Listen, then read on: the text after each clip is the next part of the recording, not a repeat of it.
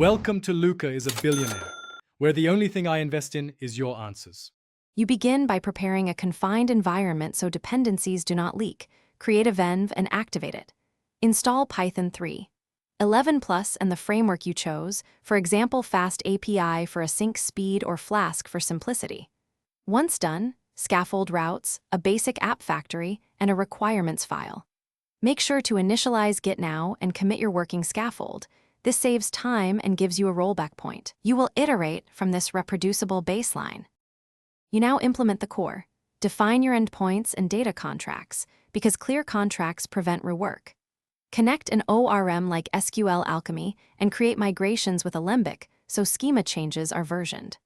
Once data is reliable, add caching with Redis and background processing via Celery or RQ to keep requests fast.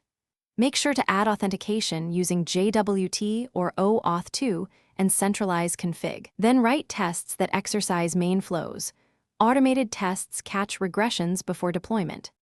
You finalize by containerizing the app and wiring up continuous integration so builds are repeatable, push images to a registry, and deploy with health checks. Once live, add structured logging, metrics, and alerts so you know when performance slips. Run load tests and configure graceful shutdowns to avoid losing requests. If something breaks, check the app logs and trace the request path. Correlate request ID across services to isolate the failing component quickly, then roll back if needed.